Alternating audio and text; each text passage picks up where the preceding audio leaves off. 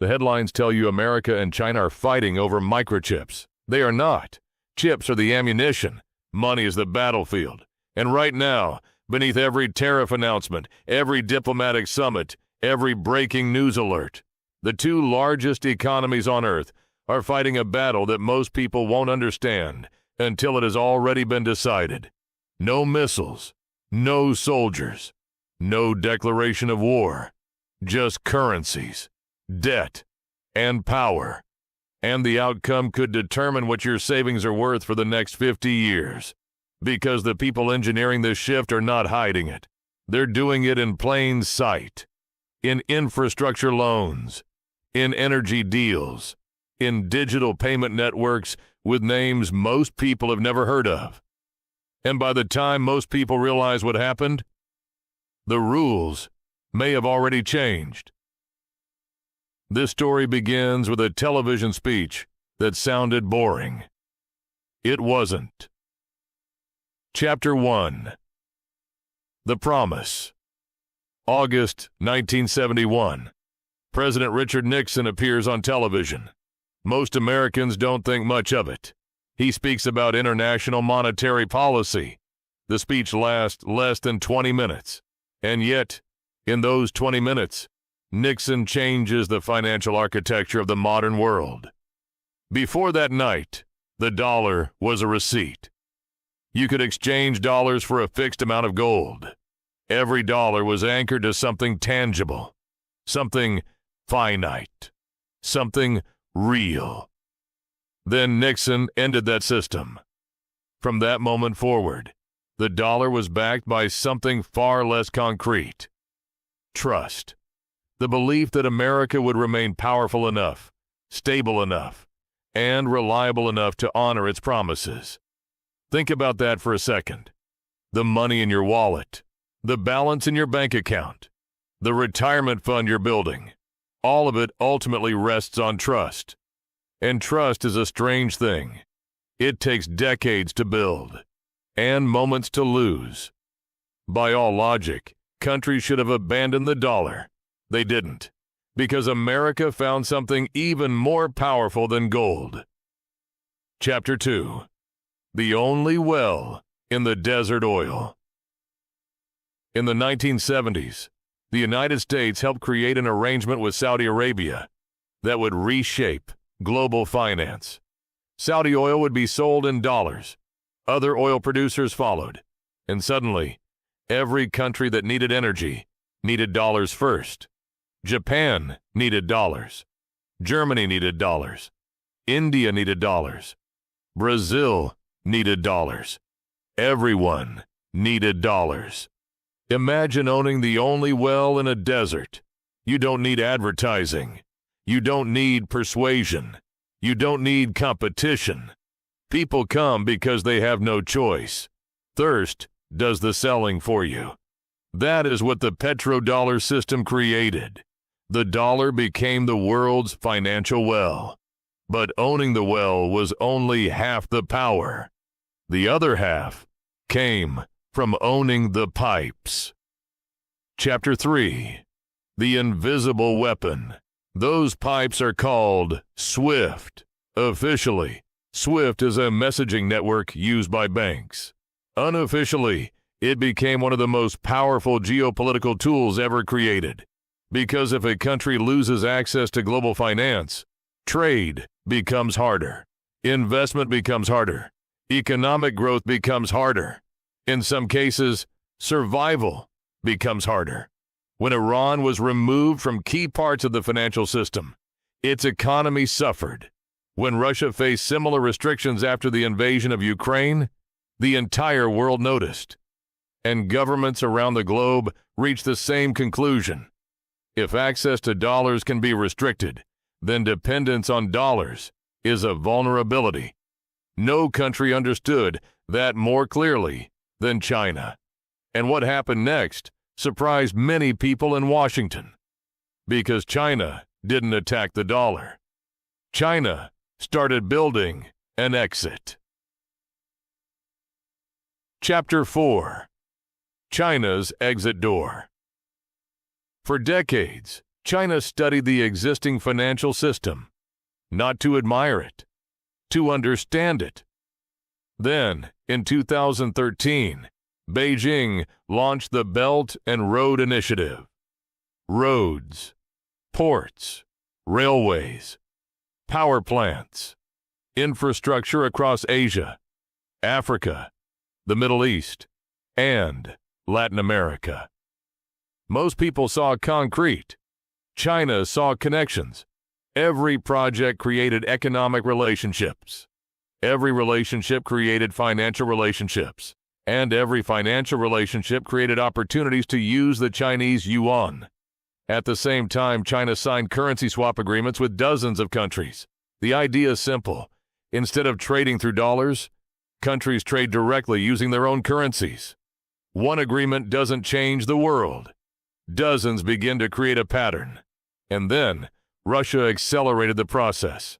After sanctions intensified, trade between Russia and China increasingly bypassed the dollar altogether. For the first time in decades, a genuine alternative started taking shape. It looked like China was trying to replace the dollar, but that's not actually what was happening. And this is where almost everyone gets the story wrong. Chapter 5. The twist. Here's the part most people miss. China does not need the yuan to replace the dollar. It only needs countries to stop needing the dollar. Those are not the same thing. And that changes everything. Because the greatest threat to dollar dominance may not be China's strength. It may be the world's decreasing need for permission. For decades, if countries wanted to trade, settle payments, buy energy, or move capital across borders, they had to operate inside a system ultimately connected to the dollar. China's strategy is not to become the new gatekeeper. It's to build enough alternative gates that nobody needs to use the old one. Replacing the dollar would require the world to trust the yuan more. That's difficult. China still maintains capital controls. Its financial system remains less open than America's. And greater global trust would require China to surrender some of the control it values most. That's a contradiction Beijing has never fully solved. But China doesn't necessarily need to solve it. Because if enough countries can trade without dollars, settle transactions without dollars, and buy energy without dollars, then the dollar becomes something it has never been before. Optional. And optional is dangerous. Not because it destroys the dollar overnight, but because every step toward optionality reduces American leverage. Slowly, quietly, over decades. The goal was never to defeat the dollar. The goal was to make the battlefield irrelevant. Chapter 6. The digital battlefield. And then, China started building something that could do exactly that. The digital battlefield. In 2021, China launched the digital yuan, a central bank digital currency designed for a digital age. Then came projects like mBridge, a payment system designed to help countries settle transactions directly using digital currencies. No SWIFT, no correspondent banks, no traditional pathways, not improve the existing system, not compete with it, bypass it. And here's the detail that should make Washington uncomfortable. One of the countries helping build infrastructure that could weaken the petrodollar is Saudi Arabia, the same country that helped create it. Imagine discovering that the architect of your fortress is now helping design a second entrance around the walls. That's what makes this moment different from every previous challenge to dollar dominance. Chapter 7. The cost to you. At this point, this may sound like geopolitics. It isn't just geopolitics. Currency wars don't stay inside central banks. Eventually, they show up somewhere much closer to home. Your grocery bill, your mortgage rate, your investment portfolio, your purchasing power. America benefits enormously from dollar dominance. It helps keep borrowing costs lower. It supports demand for U.S. debt. It gives policymakers flexibility during crises. If that advantage weakens, even gradually, the effects don't appear all at once. They appear quietly. A little more inflation, slightly higher borrowing costs, a slow erosion in purchasing power. The kind of changes people barely notice until they look back 10 years later and wonder where the money went. Sound familiar? Chapter 8. History's Warning. History is filled with currencies that looked permanent. The Dutch guilder, the British pound, each dominated global finance, until it didn't. Every reserve currency in history felt untouchable, until it wasn't. And the people living through those transitions rarely realized what was happening. Not until years later. Not until the rules had already changed. Chapter 9. The Unanswered Question. The dollar is not dying. Not today, not tomorrow.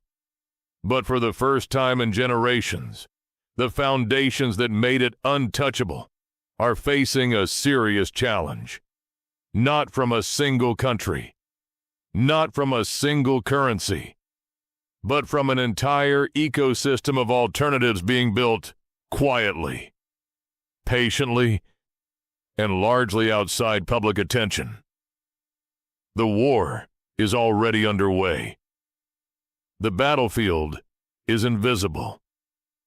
And the weapon is not a missile. It's money.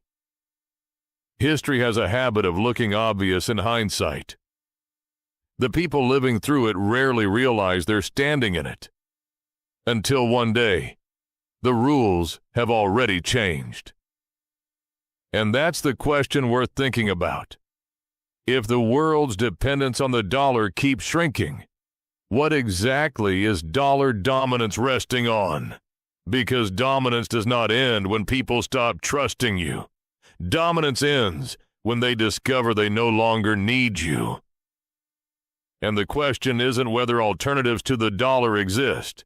The question is how much of that alternative world has already been built, and whether we'll recognize it before the transition becomes obvious.